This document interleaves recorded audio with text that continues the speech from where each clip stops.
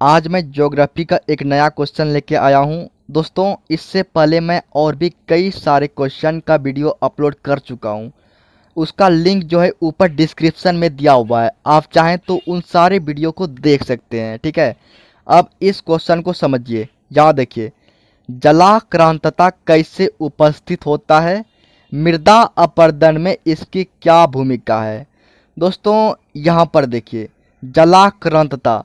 दोस्तों, इसमें आपको जल छुपा हुआ दिखेगा। यहाँ पर देखिए, इसी जलाक्रांतता में जल छुपा हुआ है।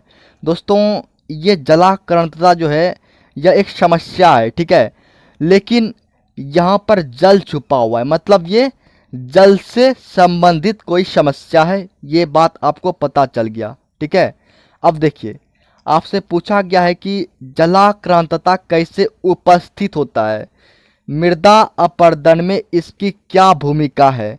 तो आपको साथ साथ भूमिका भी बताना है।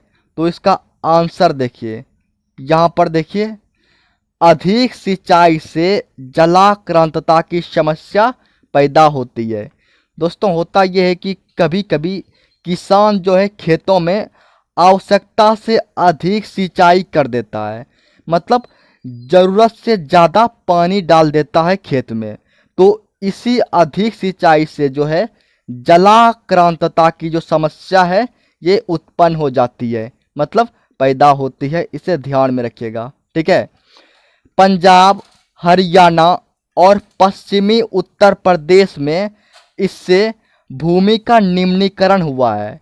देखिए, यहाँ पर कुछ राज्यों का नाम दिया हुआ है। तो पंजाब हुआ, हरियाणा हुआ और पश्चिमी उत्तर प्रदेश, मतलब उत्तर प्रदेश का पश्चिमी भाग में इससे क्या हुआ है, तो भूमि का निम्नीकरण हुआ है। देखिए, आपको पता है कि अधिक सिंचाई यानी किसान जब खेत में ज़्यादा जल डाल देता है तो उससे जलाक्रांतता की समस्या उत्पन्न होता है।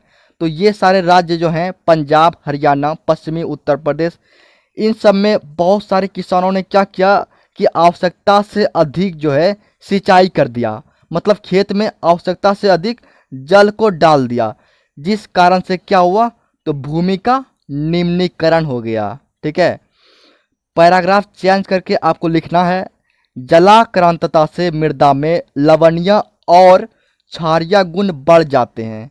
दोस्तों, यहाँ पर देखिए इसका प्रभाव, जलाक्रांतता का प्रभाव दिया हुआ है।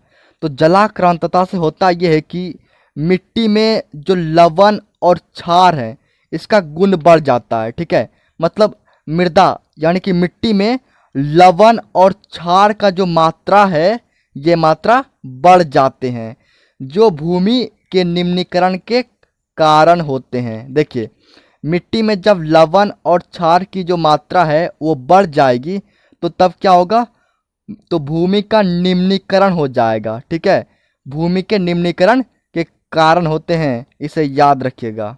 आगे देखिए, इससे भूमि की उपजाऊ शक्ति, यहाँ पर देखिए, घटते जाती है।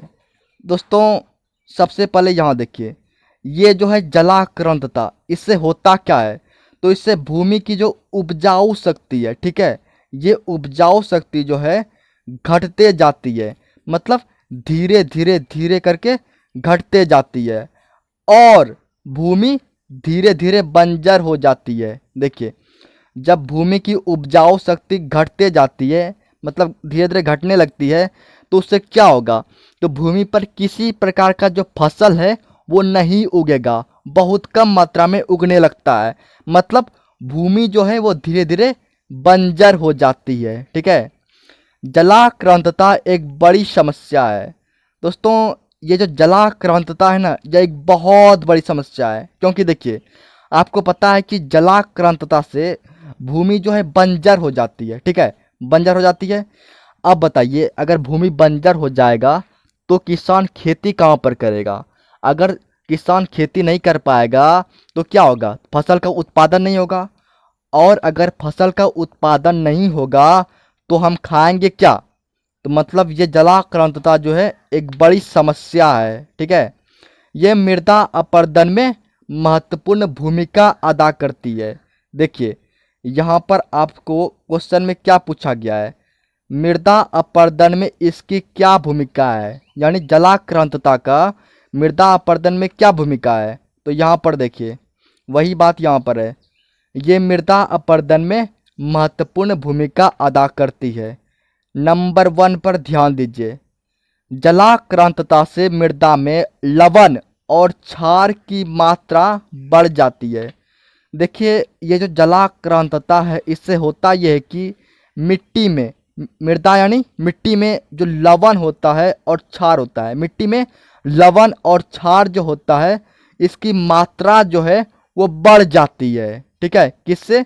तो जलाक्रांतता से, जो मृदा अपरदन का कारण बन जाता है। देखिए जब मिट्टी में लवण और क्षार की जो मात्रा है, यहाँ पर देखिए लवण है, यहाँ पर क्षार है, इसकी मात्रा जब बढ़ जाएगी तो इससे क्या होगा, तो मृदा अपरदन की समस्या उत्पन्न हो जाएगा हमारे सामने। ठीक है, अब आगे देखिए नंबर 2, इससे मृदा में उपस्थित लाभदायक सूक्ष्म जीव मर जाते हैं।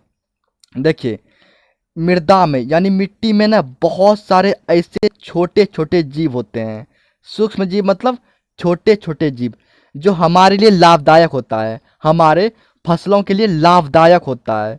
लेकिन क्या होता है कि जलाक्रांतता से एक समस्या उत्पन्न हो जाती है।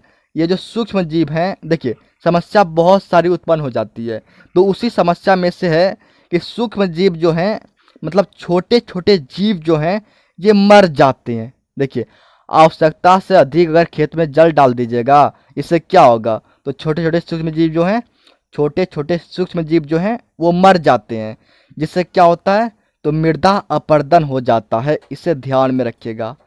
तो दोस्तों ये सारी बातें हैं, इससे आप अच्छे से लिख लीजिए। ठीक है, जैसे मैंने लिखा है उसी तरह से लिख सकते हैं। और दोस्तों इससे पहले मैं कई सारे वीडियो अपलोड कर चुका हूँ, कुछ वीडियो का लिंक ऊपर डिस्क्रिप्शन में दिया हुआ है। ठीक है, या फिर आप प्लेलिस्ट में जाके सारे वीडियो को देख सकते हैं। और दोस्तों मैं इसके बाद और भी वीडियो अपलोड करूँगा, इसीलिए चैनल को सब्सक्राइब करके चैनल के साथ जुड़ जाइए, ताकि जो भी वीडियो मैं अपलोड करूं उसका नोटिफिकेशन आपको मिल जाए। Thank you.